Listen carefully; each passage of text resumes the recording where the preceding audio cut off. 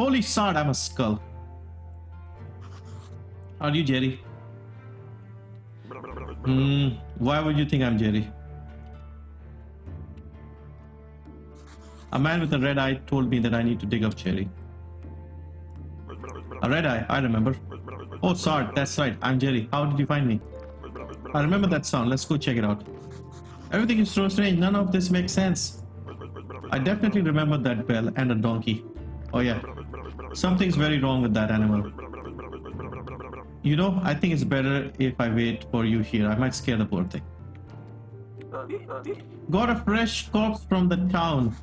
Wow, a talking donkey. You can understand me? Let's talk. Who are you? I'm cheap labor. This cart isn't mine, so I have to work for the capitalist bastard who owns it. And I earn only 5 carats a day. This situation is deeply humiliating. You know where I'm coming from, right, comrade? Hey, what are you staring at? Grab that juicy corpse while it's still fresh. Oh my god. What for? I feel like we should take it to the morgue. I don't remember why exactly. But I'm pretty sure it'll be fun and might be profitable.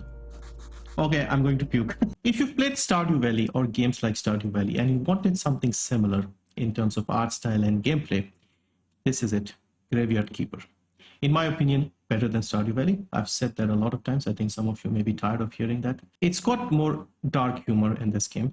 And I just like the simplicity of the game. I even prefer the graphics of this game. They're not as sort of blocky in terms of the pixels. Things like lighting is good here. It's very clear. The music in the background is also very subtle. And the characters are more interesting in my opinion as well. There's a communist donkey and a talking skull. There's a small town to the east of the main area where you start the game, where basically your graveyard and your house. And you interact with NPCs in the town, you buy stuff from them. There's like a blacksmith, there's a tavern keeper, and a lot of other NPCs. So there's a bit of a quest system where each of them give you certain things to do, and you have to increase your level of, you could say, happiness with these guys, your relationship status, basically. There isn't the romantic relationship in this game like Stardew Valley has, because your character already is like in love with someone. Let's just put it that way. So that's not the point. The point is like he's trying to get back to his love. So we don't have the romantic element here, but you have all these characters and you have to interact with them, talk to them, and, you know, complete tasks for them to gain their trust and friendship and things like that. And then they'll give you more stuff to do. Some will give you recipes to make more, you know, food items that will give you more energy. Some will help you with like your own tasks. And your main goal is to improve the graveyard and the church around it. You are also the priest of the local church, so you have to give sermons every Sunday, whatever day it is in this medieval time.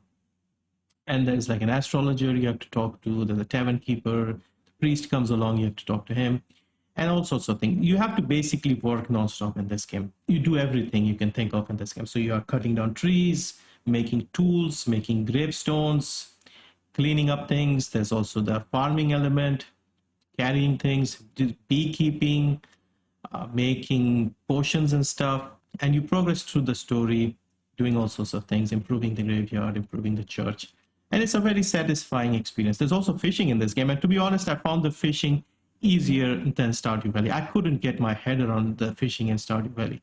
It's very similar to that here, but it's easier. I felt easier doing that. So yeah, very familiar if you have played Stardew Valley, and I found it very, very enjoyable. There are 2 DLCs that have been added after the main game came out, one every year. Game came out in 2019. There's 1 DLC in 20 and I think 1 in 20. No, hang on, 18, 19, 20. So game came out in 2018, first DLC in 2019, second one in 2020. And they're also both fun. They're both sort of included in the main story. So it's not something that happens at the end of the story. It's like in the middle somewhere. You can do it in any sequence you like.